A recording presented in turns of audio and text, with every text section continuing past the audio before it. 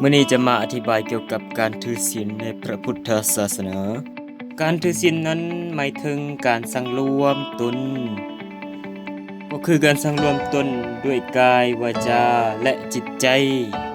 เช่นว่าการจะต้องสุภาพอ่อนน้อมถ่อมตน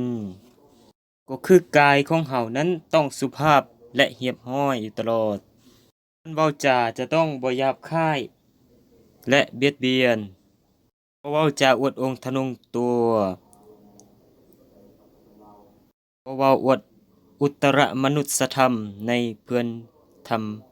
จิตใจนั้นต้องประพฤติปฏิบัติในทางที่ดีและบริสุทธิ์ถูกต้องและเหมาะสมหรือเว้าอีกอย่างหนึ่งก็คือการถือตัวให้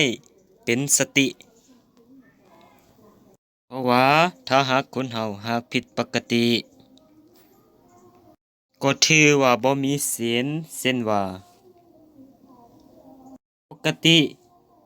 ของคนจะต้องบ่เบียดเบียนบ่ฆ่าซึ่งกันและกันบ่ฆ่ากันเหล่านี้เป็นต้นซึ่งแตกต่างจากความเป็นปกติของสัตว์ที่มีความโหดร้ายและป่าเถื่อนซึ่งการถือศีลนั้นประกอบมีศีล5ศีล8ศีล10และศีล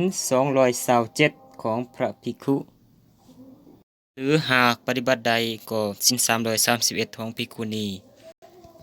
ก็ยังจะเป็นการดียิ่งกว่า